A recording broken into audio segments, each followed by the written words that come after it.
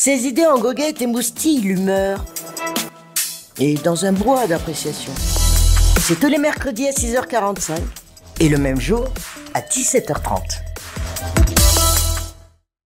Nous y sommes. Les membres du nouveau gouvernement sont enfin connus.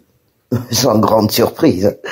Si quelques visages demeurent encore inconnus du grand public.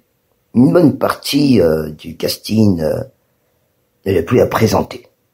Entre anciens opposants de longue date et figures bien bavardes des réseaux sociaux, ce gouvernement semble tout droit sorti d'un long fil de discussion sur Facebook. En effet, ces derniers mois, les appels se sont multipliés sur la toile. Et visiblement, ils ont été entendus jusqu'en nos lieux.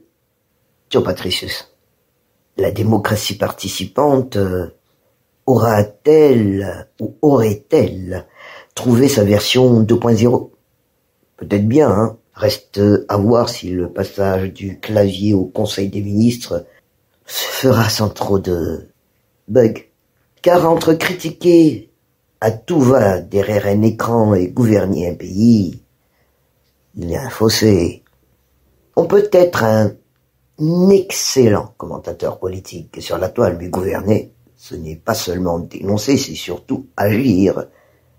Et pour cela, il faut du sang-froid, de la cohérence et surtout une vision.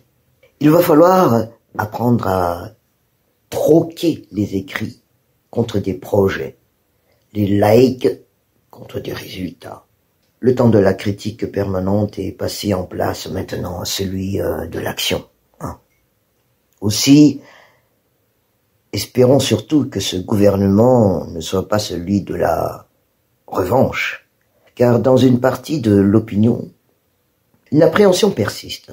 C'est celle de voir se mettre en place une équipe animée plus par le règlement de compte que par la refondation proprement dite.